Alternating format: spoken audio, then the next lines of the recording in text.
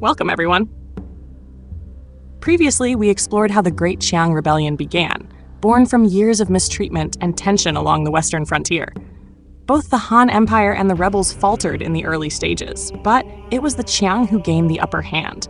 Under their formidable king, Dianlian, they swept through Liang province, burning forts, defeating garrisons, and shaking the very foundations of Han authority. But that was only the beginning. The Han Empire was not yet finished. As the embers of defeat smoldered, a storm began to gather in the east. From the courts of Luoyang, new commanders were appointed, new legions raised. Hardened veterans and frontier auxiliaries rallied once more beneath banners bearing the Dragon of Han. This was no longer a campaign to suppress a revolt. It was a war to reclaim imperial dominion. In the rugged valleys and wind-scoured plains, the tide would turn. This was the beginning of the counter-offensive. The Han were coming, not just with armies, but with vengeance. The year AD 112 marked a turning point in the conflict. In the autumn of AD 111, the local Chinese leader Du Qi allied with the Qiang and seized control of Shangui City, located in the southern part of Hanyang Commandery. However, just a few months later, Du Qi was assassinated by a traitor after the Commandery government placed a bounty on his head. The assassin was rewarded with 1 million cash and granted the title of Marquis. Subsequently, an imperial army led by the censorate official Tang Xi defeated and eliminated Du Qi's remaining supporters, effectively dismantling his faction.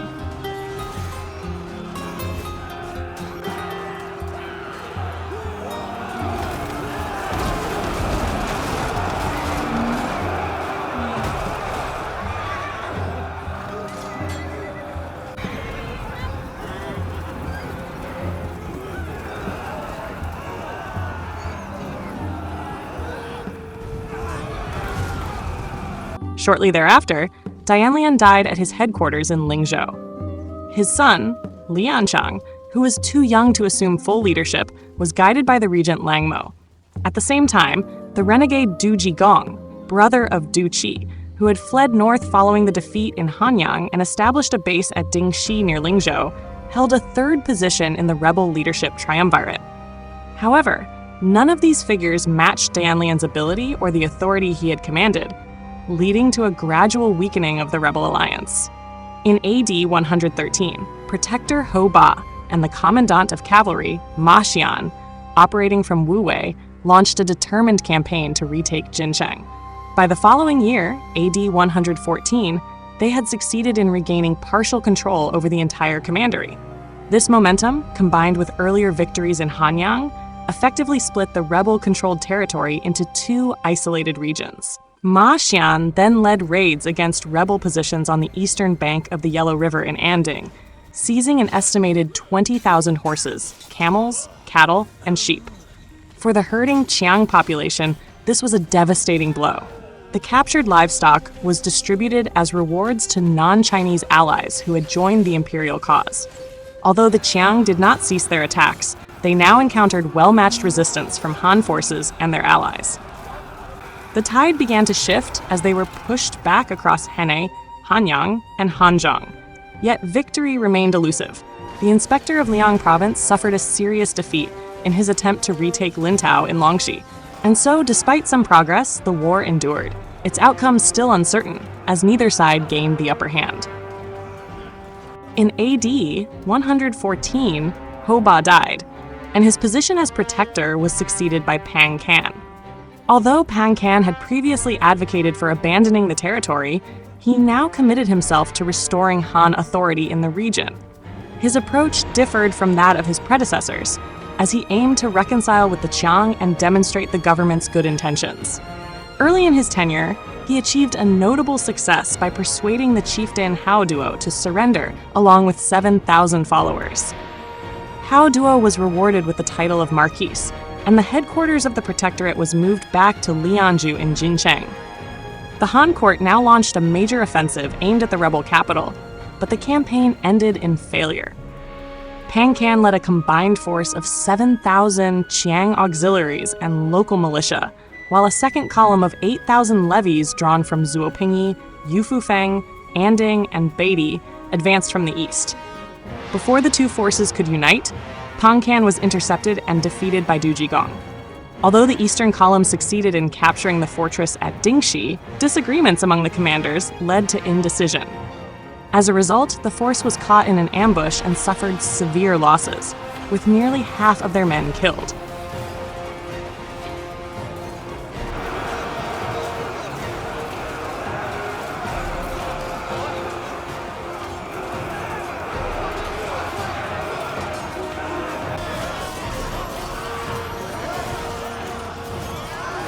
Pangcan was dismissed following the failed campaign and replaced as protector by Ma Xian, while Ren Shang was once again assigned to Chang'an to take overall command of military operations. In a shift of strategy, Ren Shang disbanded the commandery militia and other conscripted levies, many of whom served as foot soldiers and lacked mobility. Instead, he required each former soldier to make a financial contribution in lieu of service. The funds collected were used to recruit a mobile force of light cavalry, better suited to countering the speed and tactics of the Qiang. In late AD 115, this new cavalry force conducted a successful raid against Jigong at Dingxi, killing 400 enemy fighters and seizing several thousand head of livestock. This innovative policy was reportedly implemented on the advice of Yu Shu, the same official who, 5 years earlier, had argued against abandoning the Northwest and now served as a magistrate in Henai.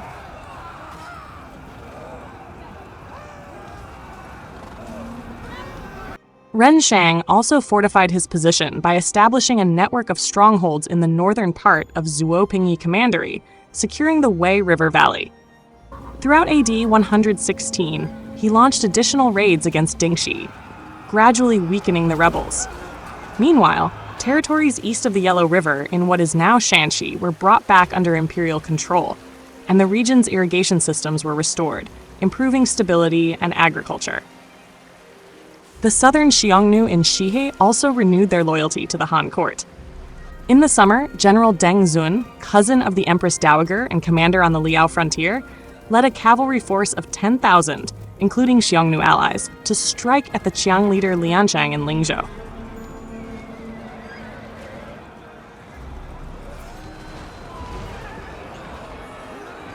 Then, in the winter, a separate detachment dispatched by Ren Shang captured the rebel capital, killed Lianchang's wife and children, and brought back his official seals and insignia, along with another 20,000 livestock.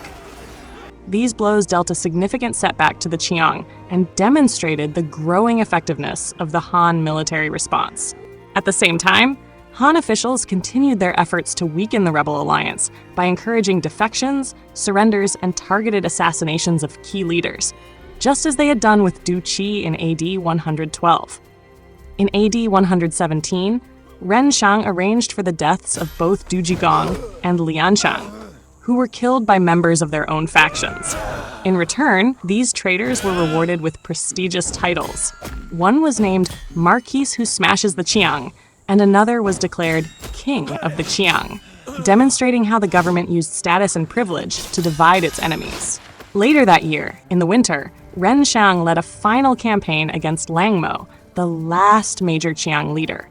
He was joined by the protector Ma Xian, who brought a combined force of Han soldiers and surrendered Qiang from the western territories.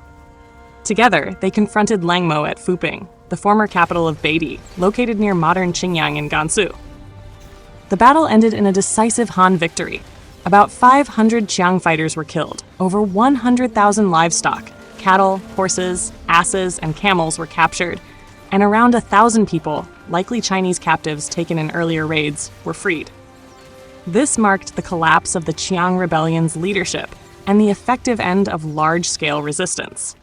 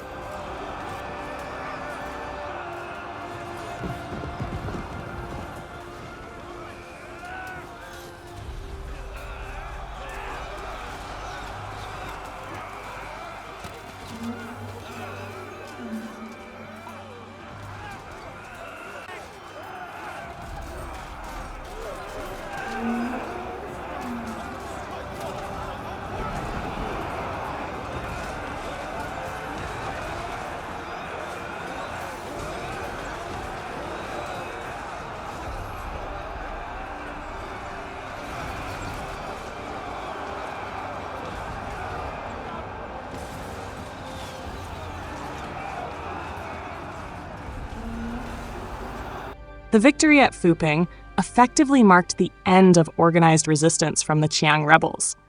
By the following year, AD 118, most of the remaining opposition had collapsed. Langmo, the last major rebel leader, was assassinated, and, as with previous cases, his killer was rewarded with an official title, reinforcing the Han policy of encouraging betrayal among enemy ranks. In recognition of their roles in these final campaigns, some Han commanders were honored. Deng Zhi, for instance, was granted the noble rank of Marquis, with income drawn from 3,000 households. However, not all received such favorable treatment. Ren Shang, who had participated in the conflict from its early stages and had led the decisive campaign, was accused of corruption, including bribery, embezzlement, and inflating his military accomplishments. He was brought in chains to the capital Luoyang in a cage cart, where he was publicly executed.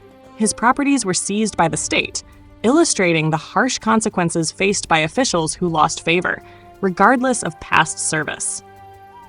The full impact of the Great Qiang Rebellion is difficult to measure precisely, but its scale and consequences were unquestionably severe. Although the Han forces ultimately regained control, the central government had effectively lost much of Liang province and large parts of Bing province for nearly a decade.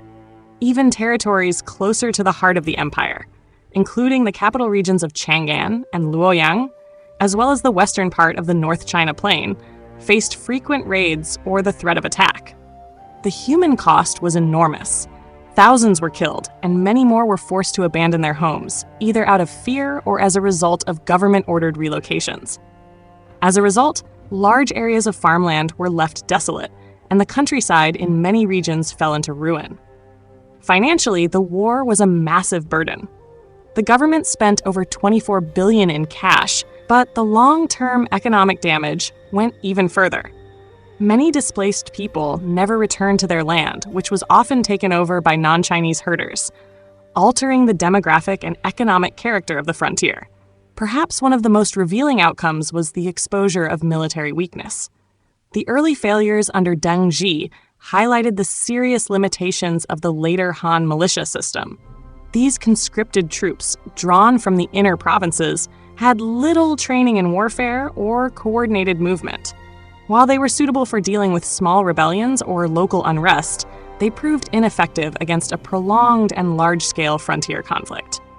Although the Great Qiang Rebellion eventually came to an end, the spirit of the Qiang people was far from broken. Scattered across the highlands and valleys of the western frontier, they endured, resilient, proud, and defiant. Han armies may have silenced their uprising for a time, but the embers of resistance still smoldered beneath the surface. The Qiang would rise again in the years to come, clashing time and again with the crumbling authority of the imperial throne. But that is a story for another day.